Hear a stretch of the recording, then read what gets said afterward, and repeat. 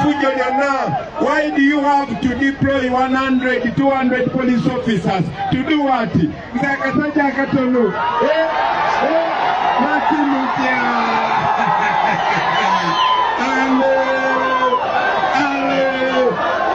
power. Our power. Katulira. Banange munonde. Mulaba bano ba police officer. Mayinja abiri, mayinja asatu, mayinja atano. They are very professional. Right now they are supposed to be in office, organizing security, making sure everybody else is safe. Naye kati ne bwe wabairayo accident abapoliisi bajja kubeerawo, ne wabeerawo fire catastrophe abapoliisi bajja kubeerawo. Bakyali n'ebigambo byenjogera, wali n'ebigambo byenjogera biringa amasasi.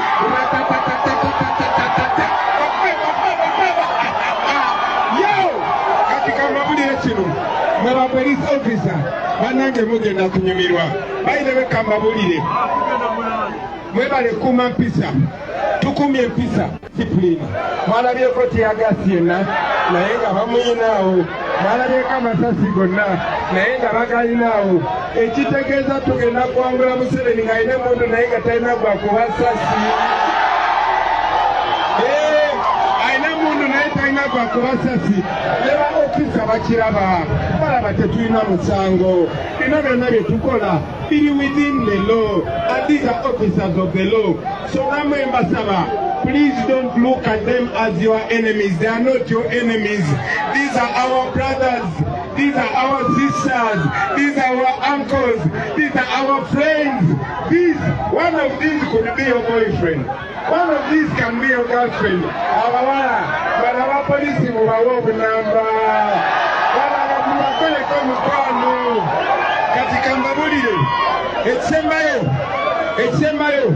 In a new Uganda, already mazoba bulia tengudo zijja kuba zirungi.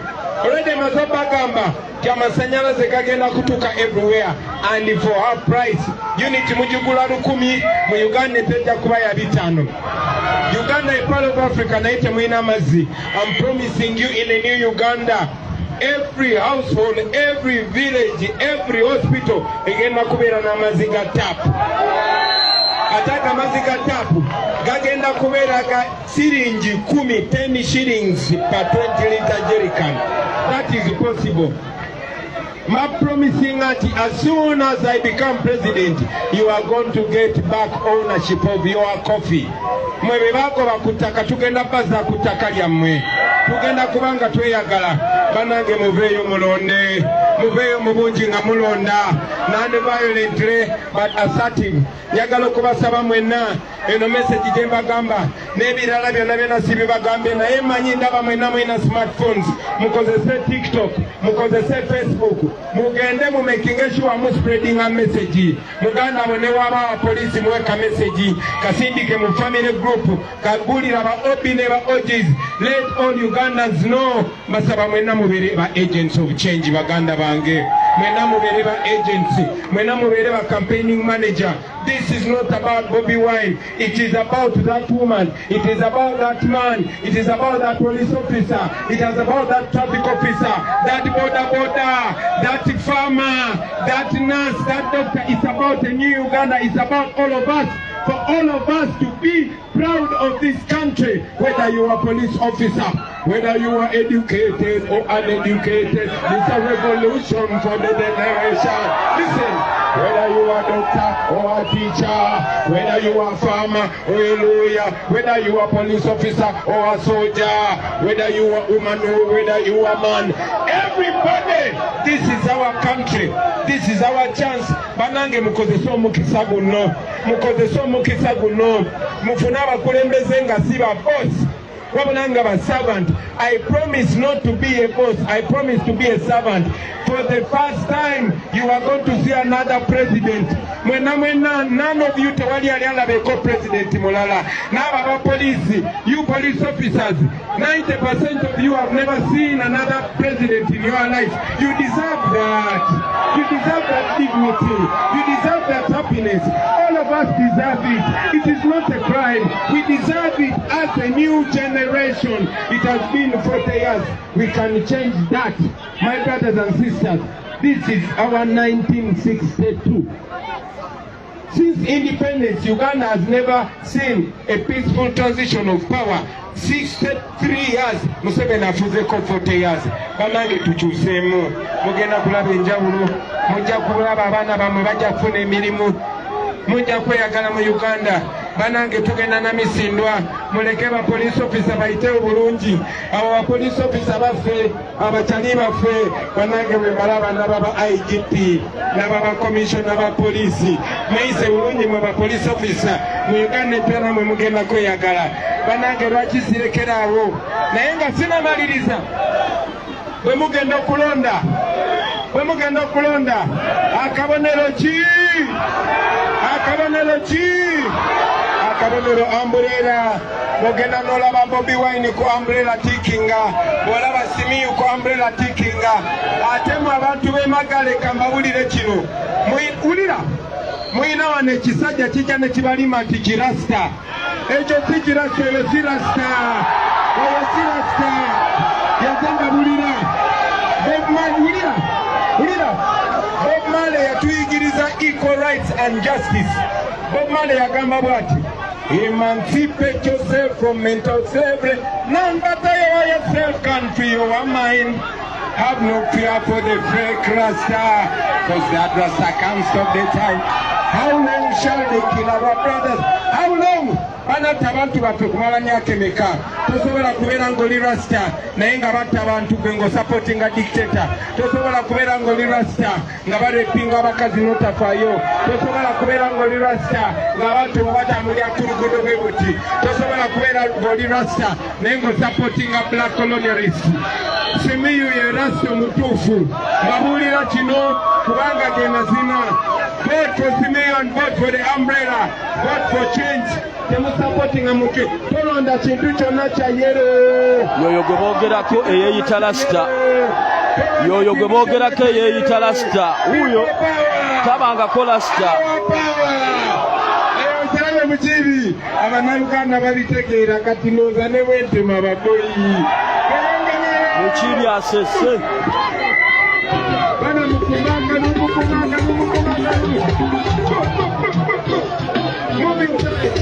Mukibi.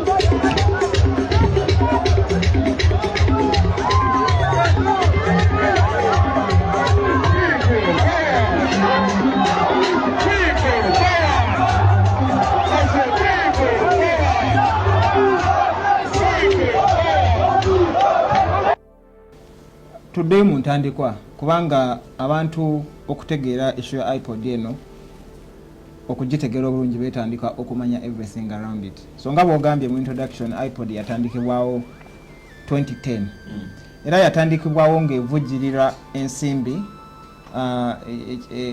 ekitongole ekimanyiddwa nga Netherlands Institute for Multi-Party Democracy. Era sekretari ya iPod nga yakatandika. Ekitongole ekyo kya NIMD kyekyali kigihostinga. iPod eyo yatandikibwamu nga yeegattirwamu ebibiina by'obufuzi ebyenjawulo. Era nga ebibiina ebyo bifunayokko ku ssente okuva mu iPod. Bwe mba nga ntegeera bulungi papasiya essente zino zaali za iPod, zaali za Netherlands Institute of gwe mpuliriza bulungi ogenda kutegeera. Anti ogambye ebibiina byafunanga ssente zaavanga wanyeeze zasooka. Gwe mpuliriza ogenda kutegeera gye kiggukira. So ebibiina bino nga bifuna ssente from iPod by virtue of being members in iPod. Ssente ezo nga ekitongole ekiziteeka mu iPod bakiyita Netherlands Institute of Multi-Party Democracy. iPod tekyali kitongole ekyateekebwawo etteeka, era kibadde kye existinga nga private limited company. Mu 2010 still Parliament yakola ennongoosereza mu Political Parties and Organizations Act. Etteeka erungamya ebibiina by'obufuzi. Etteeka eryo ebibiina by'obufuzi byonna ebiri mu Uganda mu bifomingibwa.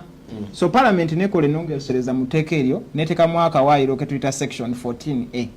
Nga akawaayiro kukagamba nti buli kibiina kya by'obufuzi mu ggwanga ekirina bammemba mu Parliament kijja kuweebwanga a percentage of the public funds government zeeyina. Public funds tutegeeza ki? Emisolo gwe nange gye tusasula, amabanja government ge yeewola nga ffenna collectively nga citizens tugagaranti nze n'ebintu ebirala. Those are public funds. Parliament negamba nti buli kibiina kya byabufuzi kijja kufunanga a percentage based on how many MPs bekirina. Kati provision muteeke eryokufundinga political parties. That money eziri mu Political Parties and Organizations Act ndala n'ebibiina ze byali bijja mu iPod esente ezo nazo ndala. Zino eza Political Parties and Organizations Act Electoral Commission yebadde ejjanga ezigaba era kutandikira ddala 2010. Fast forward NUP ejja on the scene, tufuna ababaka 57 mu parliament, and by virtue of okubeera n'ababaka abo 57 ne tubanga by law ekibiina kyaffe kiri entitled okureceiving sente by operation of section 14A of the Political Parties and Organizations Act. Ekyo kimu tuba tukyali awo nga tutuukiriddwa aba iPod, n'aba iPod nabo baagala NUP ebeegatteko, era ne mu iPod naye wali akasente kaayo akalala. NUP bwetunula mu mpapula za iPod nga tezitegereka kuba nkugambye iPod yali operating nga private company. Recently nazemu nenjikeberako nendaba nga bagiwanduukuluddeyo mu URSB, but wabanga lwaki disputing and siwe badde operating banajja mawulire ne baclarifying. So NUP bwegaana okuyingira iPod yabatuukirira bagundi tubalaba mwazze ku scene mwina n'abaka 5 mujje mutwegatteko. Nkugambye the mere fact nti NUP yafunye ababaka mu parliament automatically by law charge entitling to the money. Era sente yazifuna okutandika May ezitali eza iPod May 2021. So NUP egaana okuyingira iPod kuba number 1 formation yayo tetegerekeka. Private company ate kibiina kyabufuzi ate tuli mu gundi negaana. Ekyokubiri, already at that time waliwo okwemulugunya from political parties already ezali muki mu iPod zigamba tutudde summit nyingi tukola resolutions tezi-implementing bwa ebimu ku bibiina by'obufuzi byali byemulugunya at that time banzikira bungi balimu ne UPC. Anyway, long story short, NUP egaana okuyingira iPod. Abali mu iPod basigala afuna akasente kaabo. NUP efuna akasente kaki ka Political Parties and Organizations Act eziri muteeka. Yes, NUP begaana okuyingira iPod. This is what happened. The Netherlands Institute of Multi-Party Democracy NIMD ne pulling out of iPod nebeera nga tekya receiving ki fund. Ebibiina ebiri mu iPod ne biba nga tebikya receiving ki sente. Kakitandika kachivujirira n'agamba nti bwe tubanga intention yaffe ya kufosteringa dialogue the second biggest party in parliament teri represented ate tuba tukyali kuki ne pulling out negamba we shall come back nga mulese NUP on board. When was that? This is 2022. Mu September iPod yawo nga NIMD emaze okubivaamu ne jukira nagambye yali hostinga ne secretariat ya iPod. So NIMD bwe bivaamu iPod esigala mu bbanga ne bagenda ne banoonya yakayumba eyo entinda ne babeera eyo ne yabagoba no bagoba ati bwe ngamba nti sikya hostinga wano beno ne ku Steve nonyako ewalala gy'okolera oba olina kweyiya iPod netandika okweyiya. So mu September nga 2022 kye bayita iPod Council ba meetinga guess who? Minister of Justice and Constitutional Affairs Mukolo Robert Mao. President General DP. Mukolo Robert Mao jukira bali bakamutekako nga Minister wa Justice mu July omwaka ogwo gwe gumu. So ba meetinga Mao oyo ne beemulugunya ne bagamba iPod twatufuna sente mu NIMD akivamu tetukyafuna sente. So guess what they did? Ne basaba nti ku sente ebibiina by'obufuzi ebiri mu parliament zibe bibadde bifuna by operation of the Political Parties and Organizations Section 14 bajjeko 15%, bajjeko obutundu 15 ku sente ebibiina by'obufuzi bino gye birina okufuna mu mateeka bazisindike wani ewa iPod mbuzirwaninga emirimu gyaki gya iPod. Jukira abadde avugira iPod akikoze eki akivuddemu. Of course minister ne mawe nyini byayogera ku NUP awo bingi ebimu ku byo agamba agenda concentrating ku NUP okumala emyaka emeka ebiri nti anagenda okumala whatever byagenda okola nga NUP tekyaliwo n'ebirala so netubeerawo NUP nesigala ku stand yayo tetuyingira iPod kubanga number one it's not a creature of it's not a statutory body tewali teeka lyonna litukomperinga kubeera mu iPod sente za iPod tetuzeetaaga already tufune ezaki eza political parties eziri mu mateeka maybe nga sinagenda maaso kankuwe some sort of background why it would be necessary to fund a political parties emirimu gye zikola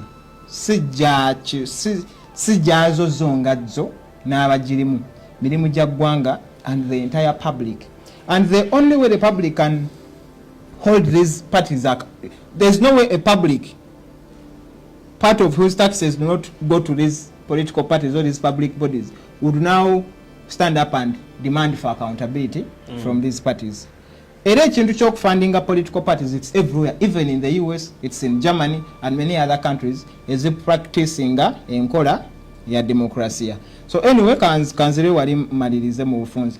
NUP esigale gano okujoininga iPod. Tefunanga ku sente iPod nemu era tegisaba.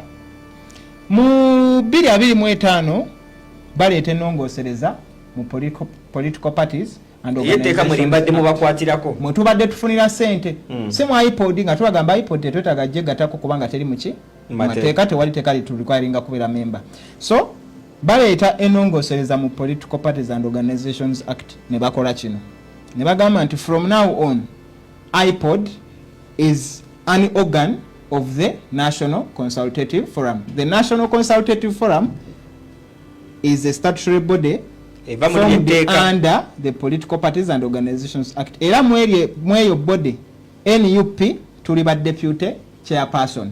So eteka ne bali amendinga ne bagamba nti kakati iPod egenda kubeera part of the National Consultative Forum where NUP is already what? A member. So buli member wa National Consultative Forum abagenda fuka member wa iPod by common sense. But this is what the law went ahead to say. Eteka ne ligamba nti era ne lirukayalinga buli alina representation mu parliament okubeera member weyo iPod eri mu NCF. Etteeka lyo erimu lyagamba kino and it's the most important. Lyagamba minister owa justice mu Luganda kyeki wamateeka nesigedda muzungu mikale minister oyo alina okukola kye tuyita statutory instrument abatakitegeera bulungi. It is a rule, a set of rules is clarifying etteeka eryayisiddwa ligenda ku implementing balitya atekewo amateeka agalungamya butya political parties ziyingira iPod n'okugifuluma. Statutory instrument eyo bw'omala ogiteekawo ogigazetinga mu Uganda Gazette then n'omala n'ogenda n'ogiteeka kye tuyita laying n'ogiteeka mu parliament either neja approvinga oba negigaana. Etteeka eryo lisayiningibwa mu June 2025. So iPod okweexistinga nga kati bwe existing under the law kyatandika mu June 2025. Naye etteeka statutory instrument minister gyalina okuyisa teyisibwanga paka kati. So by common sense and by law iPod as presently constituted under the Political Parties and Organizations Act does not have a what? A member. Because tewali teeka lirungamya bayingira batya bafuluma batya. So anyway bwe bikyali awo minister Mao awandika ebbaluwa nga 2 July n'agiwandikira Electoral Commission n'agigamba temuddamu kuwa ssente ebibiina byabufuzi byonna paka nga amaze consultinga ba stakeholders n'okukola statutory instrument egenda operationalizing etteeka eryo. Zembadde nga mufuna nze tubadde tufuna n'agamba nti muziyimirize owa 2021. Yes n'agamba nziyimirize. Tewayita wiiki 3 Mao n'awandika ebbaluwa endala nga 25 August n'agamba nti tumaze okuconsultinga kakati be bano beolina okuwa ssente NRM, FDC, UPC, JEMA, UPC, DP ne PPP ebiina 6 nga temuliiko. NUP terimu. NUP gye ba-excludinze is not just a member of NCF iPod kati mweri. It is also the deputy chairperson of NCF. Mwemwina deputyship. And there's also concept mateka gye bayita legitimate expectation. Mu bufunze MUP bangeze efuna ssente zino. Abalungi abatuwuliriza era abatulaba olunaku olwaleero tukyaddeko ewa Sheikh Asiraf Dembe. Sebo nsanyusa okubalaba. Amannya agange Yeze Sheikh Asiraf Dembe akola ku bizibu by'enjawulo. Omuntu singa aba alina ebirwadde musomereddwa tunywa amazzi ga lukuya nga bw'obadde ogalaba tugenda abantu ku kyoto ne twokya emizimu emibi egibabaamu n'okulomba edduwa abantu singa abeera ng'ali wano atuuse sobola okumulombera edduwa ne waba atatuuse nga mpadde amannya ge naye ng'ali wala neetaase ennamba yange yeeno eri 0701763711 nammwe bannyinaffe abali ebweru oyagala okuba nti oyagala okulombera ku dduwa ng'olina ebizibu viza zibuze amaka gakolongotana sente zikola zimpita mu ngalo ojja kumpeereza ekifaananyi kyo n'amannya go ebyo byokka bijja kummala nja kukulombera edduwa ojja kutereera olunaku olusembayo mu mwezi mba n'edduwa eyawamu ffenna n'abalwadde bange abakadde n'abapya. Salaamu alaikum warahmatullahi wabarakatuh.